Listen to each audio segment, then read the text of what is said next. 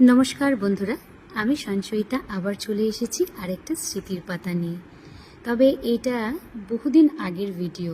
মিশকার ভিডিওতে তোমরা দেখতে পারবে মিশকার চুল বড় ছিল, তো অনেক দিন থেকেই এডিট করা হচ্ছে না, আমিও সময় উঠতে পারছি না, তাই ভাবলাম যে না, আজকে ছেড়ে দিই ভিডিওটা।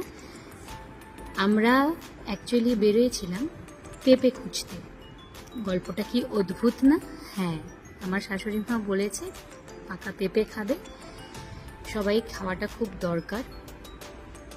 তো আমরা বিকেলবেলা বেরোয় গেছিলাম পেঁপে খুঁজতে, কিন্তু এত রাস্তায় ভিড় যে আমরা পেঁপে খুঁজতে খুঁজতে আমরা ইউটার্ন নিয়ে চলে গেলাম কোথায়, চলো তো দেখি কোথায়। একটা খুব সুন্দর জায়গায় হঠাৎ করে আমরা প্ল্যান করলাম যে চলো ওখানে যাই। জায়গাটা খুব পিসফুল, খুব শান্তি, আর ছোট্ট মোটো জায়গা, কিন্তু খুব সুন্দর। দেখছো নামটা? Fill in the blanks restaurant. আমাদের ডিব্রুগড়ের রেড ক্রস রোডে একদম রাস্তার কাছেই এই রেস্টুরেন্টটা রয়েছে। এটা একজনের বাড়ি, সে বাড়ির ফ্রন্ট সাইডটা উনি করেছে। আমি একটু পরে কার এই রেস্টুরেন্টটা সেটারও ইন্ট্রোডাকশন দেব। তো ঢুকেই না মিশকা দেখছে এখানে দুটো কুকুর শুয়ে আছে। মনে একটু ভয় পাচ্ছিল ঢুকতে, যেহেতু খুব বিশাল বড় ছিল। তো আমাকে বললো, মা দেখো এই যে বুকে হাত দিয়ে যাচ্ছে।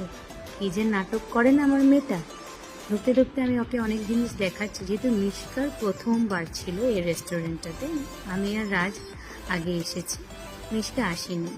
তো কিছু কিছু জিনিস না মিশকাকেও আমার খুব দেখাতে ইচ্ছে করে। ওইটা উইকেন্ড ছিল, যেদিন আমরা গেছিলাম উইকেন্ড ছিল, একটু হাতের সময় সকালে ওঠার তাড়াতাড়িটা নিয়ে তাই গেলাম, একটু খুব আনন্দ করলাম তিনজনেই মিলে।